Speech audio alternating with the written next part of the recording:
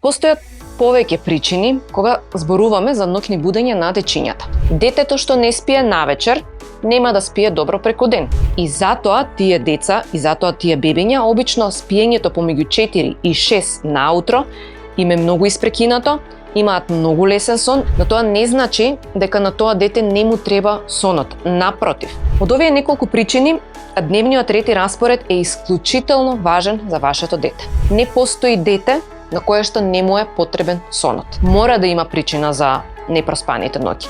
Најдете ја причината, за да го најдете решението.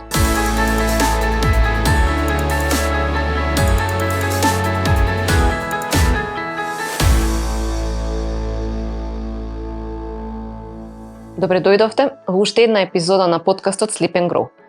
Прво да ви се заблагодарам на сите што сте овде со нас, што ги гледате епизодите, што ги споделувате и што помагате гласот на овој подкаст да се прошири до колку што е можно повеќе фамилии и до родители. Денеска зборуваме за една исто така важна тема, без која што не може да постои овој подкаст, а тоа е причините за ноќните будења на нашите дечиња. Постојат повеќе причини кога зборуваме за ноќни будења на дечињата. Денеска сакам да ги разложам на неколку сегменти, за да може би вие самите дома ќе препознаете зошто сонот на вашето детенце е немирен, а откако ќе дознаете за тоа, ќе го превземете правилниот чекор. Најпрво ќе започнам со возраста. Како што напоменав уште во претходната епизода, возраста односно спиењето не е развиено со самото раѓање на детенцето. Потребно му повеќе време на циркадниот ритам да се развие. Мелатонинот се уште не се лачи кога бебенцето е родено. Само контролата не е развиена, значи на желудникот на бебето е мал, потребно е да се буди навечер на пократки интервали за да јаде и така натаму и така натаму. Како што детенцето расте, како што напоменавме, веќе би требало да дојдеме до една фаза на добар ноќен сон кај детето. Карактерот и темпераментот. Ова е многу интересна тема, бидејќи карактерот и темпераментот играат многу голема улога во будењата и во тоа како ќе спие едно детенце. Обично, кај педијатрите има еден израз, ги викаат амазонки, децата кои што се многу темпераментни, кои што се напредни и така натаму, кај тие дечиња најчесто сонот е понарушен. Тоа е затоа што во текот на денот впиваат многу повеќе информации во нивното мозоче. Едноставно нивното внимание е многу поизразено, насочено на сите страни. Навечер кога ќе легнат да спијат, им треба повеќе време да се сталожат, да се смират и да ги срочат сите информации што ги научиле во текот на денот. Деца што се поактивни, потемпераменти, обично имаат поголема потешкотија со спиењето. Но тоа не значи дека на тоа дете не му треба сонот. Напротив, на тие дечиња сонот им е и те како потребен, затоа што со нивниот темперамент трошат многу повеќе енергија во текот на денот. Ако и не спијат навечер, тоа дополнително влијае лошо на нивното здравје, хормонот за раст и развој и така натаму. Покрај карактерот и темпераментот на дечињата, овде ќе спомнам и медицински причини. За медицинските причини ќе зборуваме во неколку различни епизоди во овој подкаст, затоа останете со нас да ги слушнете не од мене, туку од врвни експерти во таа област.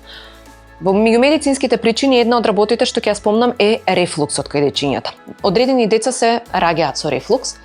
Рефлуксот им прави проблем, тоа значи дека им се враќа храна, желудечна храна за време на спиењето најчесто, затоа што кога детето е легнато, тогаш храната полесно се враќа и тоа им прави проблем со спиењето навечер. Имаат болка поради што се будат.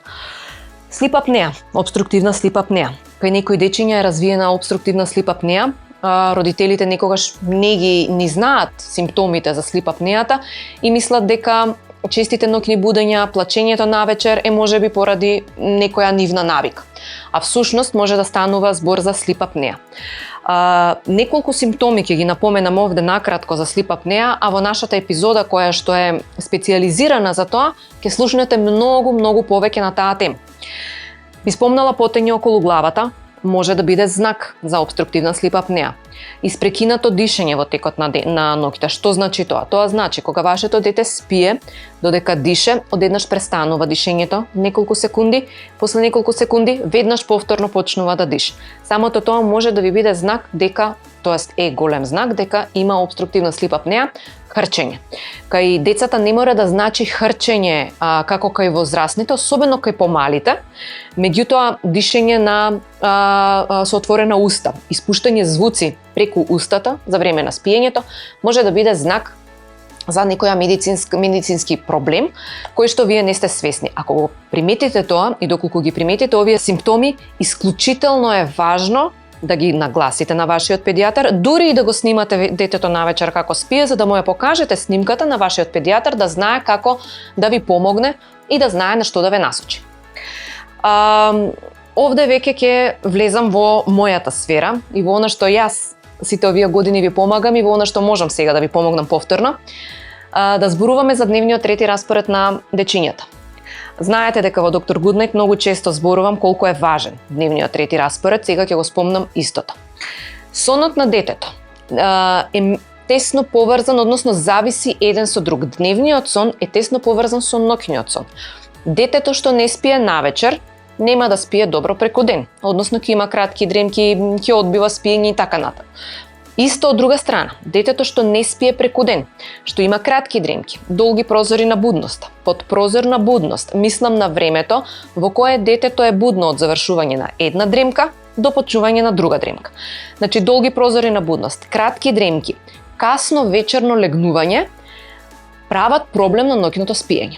Така што вие кога се соочувате со проблем со ноќното спиење, на еден начин се вртите во круг. Детето не спие преку ден, поради тоа не спие и навечер. Понекогаш родителите намерно го оставаат детето да не спие преку ден, се со цел да поспие повеќе навечер. Тоа е многу погрешно. Зошто? Затоа што кога детето не спие преку ден, почнува да се лачи хормон кортизол. Кортизолот го зголемува нивото на шеќер кај детенцето и детето се однесува како да сте му дале да се напие чаша еспресо или Red Bull. Добива многу повеќе енергија. Со таа енергија не може да заспие навечер и седи до доцна навечер. Јас верувам дека многу од вас имате видено, можеби и вашите деца, седат до доцна навечер, дали по ресторани, дури и дома, со многу голема енергија. И често родителите ќе кажат, ма на него не му се спие, не заспива во 11, има највише енергија. Има најмногу енергија во 11 затоа што веќе хормонот кортизол се излачил, преморот кај детето веќе настанал, а кортизолот е тоа што го прави детето активно, хиперактивно, полно со енергија. На децата им е потребно време, нормално време на ноќно заспивање. Тоа нормално време е измеѓу 7 и 8 до 8,5, ајде според возраста зависи. Меѓутоа, порано време за заспивање значи подобар ноќен сон. Не значи дека ако детенцето заспие во 7, ќе ви се разбуди наутро во 5. Напротив, обратно е правилото. Децата што заспиваат покасно, се будат наутро најчесто порано и имаат проблем со одржување на сонот во раните утрински часови, затоа што и ова е овде поврзано со кортизолот, бидејќи ние кога спиеме, целото спиење е регулирано од тие два хормони. Хормон мелатонин, хормон кортизол. Мелатонинот се лачи навечер, кога треба да потонеме во длабок сон. Мелатонинот е тој кој што ни дозволува да потонеме во длабок сон и неговиот пик е некаде околу 2 часот навечер. Од друга страна, кортизолот е тој кој што не буди наутро, ни дава енергија во текот на денот за да ги извршиме сите активности и така натаму. Кортизолот почнува да опаѓа навечер, така би требало да биде. Лачењето на кортизолот почнува од прилика околу 4-5 часот наутро. Детето што е преморено, што немало добар дневен сон или што заспало многу касно навечер, лачењето на кортизолот се случува наеднаш.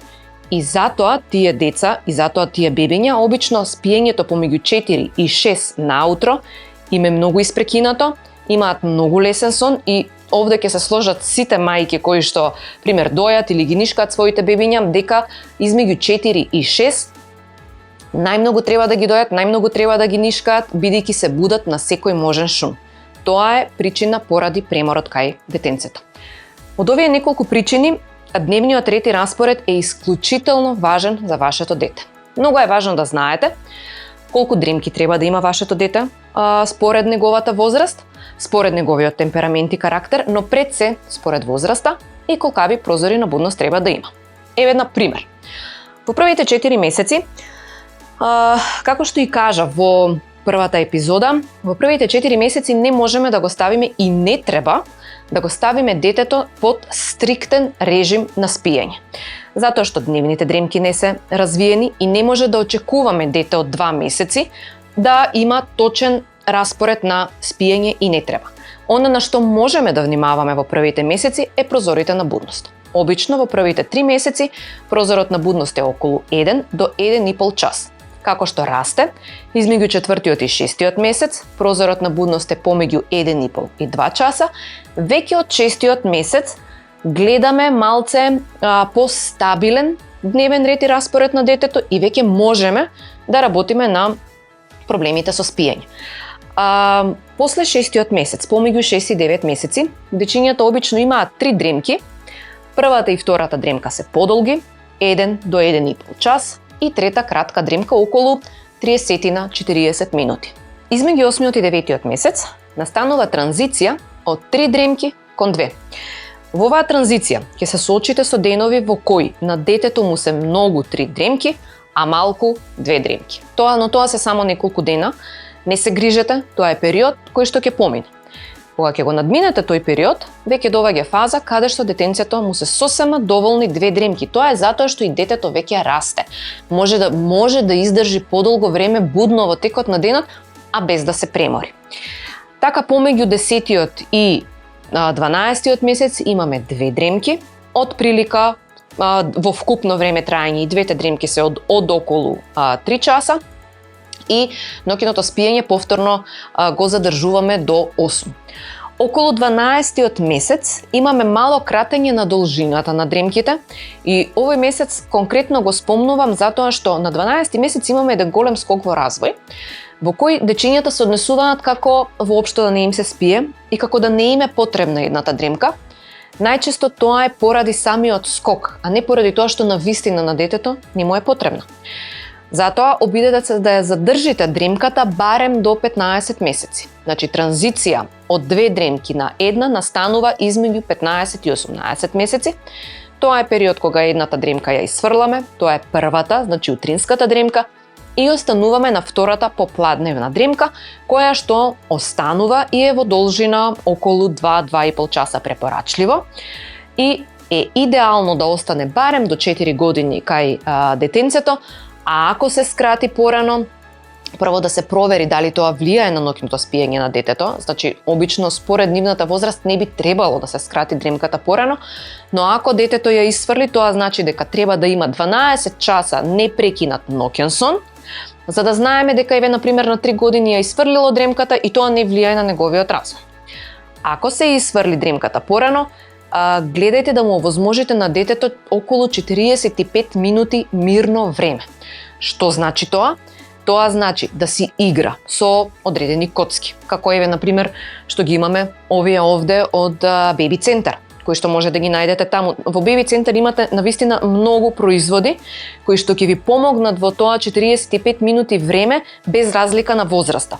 Тоа е време во кое детето не треба да биде изложено на екрани, нема да спие затоа што не сака да спие, треба да има активности што го смируваат нервниот систем, како например редење на коцки, некои умствени игри. Јас овде имам неколку примери, значи пример може да го земеме овде, каде што имаме играње редење со коцкици, други одредени игри, значи ќе отидете, ќе има многу игри кои што помагаат во тие 45 минути време.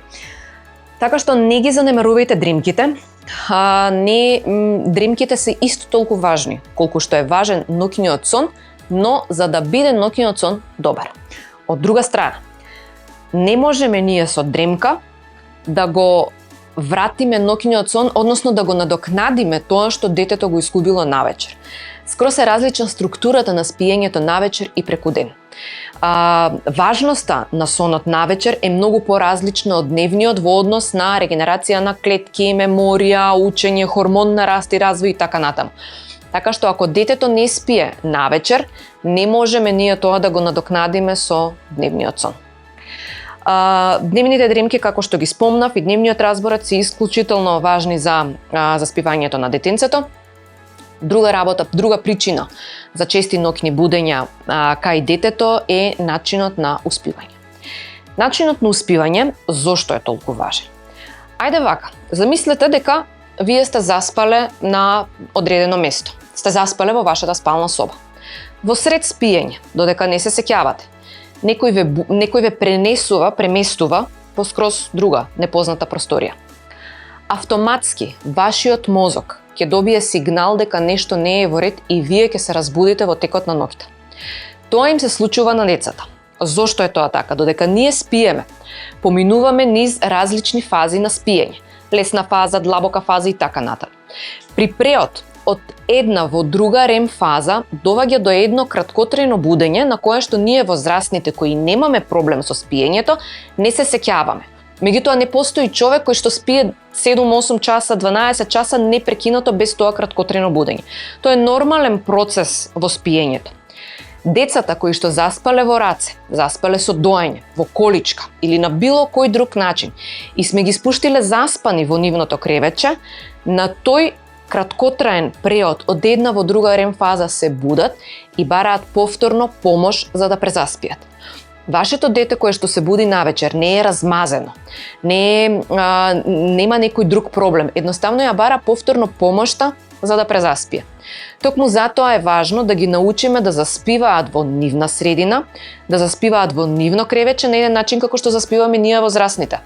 Да им го овозможиме тоа, за да можат непрекинато, кога веќе развојот ќе биде кога ќе бидат доволно развиени, да може тоа да се одвива едно непрекинато спиење, кое што е исклучително важно за нивното здравје, за нивниот метаболизам, за нивниот имунитет, концентрација и така натаму.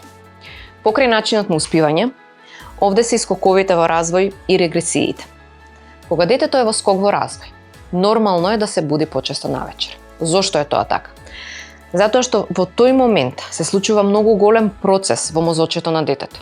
Значи, детето учи нови работи кои што се за него тотално непознати.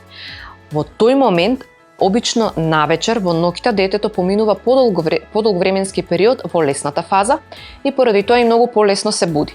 Понекогаш и се будат затоа што сакаат да ги вежбаат работите кои што ги учат во текот на денот. Например, детето почнува да проодува, ќе се разбуди усред ноќ и ќе сака да се шетка низ креветчето затоа што тоа му е нешто ново, интересно и тоа сака да го прави. Но тоа се фази кои што треба да ги знаете од прилика кога настануваат, да ги пресметате според неделите. Неделите се пресметуваат од пресметаниот датум на раѓање, значи не кога детето е родено, туку кога требало да се роди, ова зборувам за предвреме родени дечиња. Така ги пресметуваме скоковите во развој и од прилика знаете кога стануваат тие скокови во развој и кога може да очекувате будење во текот на ноќта. Она што е интересно е дека оние дечиња што знаат да заспиваат самостојно и не им е потребно заспивање и презаспивање во текот на ноќта од родителите, многу полесно поминуваат низ овие скокови во развој, дури некогаш и неприметно, а понекогаш и да се разбудат во сред ноќ, можеби ќе си поиграат малце, меѓутоа подоцна повторно легнуваат и повторно да заспиваат без да ги будат сите други членови во семејството. Скоковите во развој се на еден начин промена кај нив. Секоја нова промена влијае врз спиењето на децата и за тоа треба да сте свесни, да сте информирани за тоа, да го очекувате, да не мислите дека е некој процес кој што ќе остане и ќе се претвори во навика. Напротив, треба да имате разбирање во такви ситуации за вашите дечиња. Пример, тргање во градинка. Знае да биде еден голем нов чекор за вашето детенце во нова средина. Повеќе не ја гледа мама цел ден како што било претходно пред да тргне во градинка, самото тоа може да предизвика плачење будење навечер и плачење. Дури и плачењето може да биде многу силно, исплашено. И понекогаш родителите мислат дека нешто лошо се случува во градинката, меѓутоа не, тоа е само поради тоа што детето поминува низ нешто ново. А они кога поминуваат низ нешто ново, најчесто тоа го комуницираат со нас преку плачењето.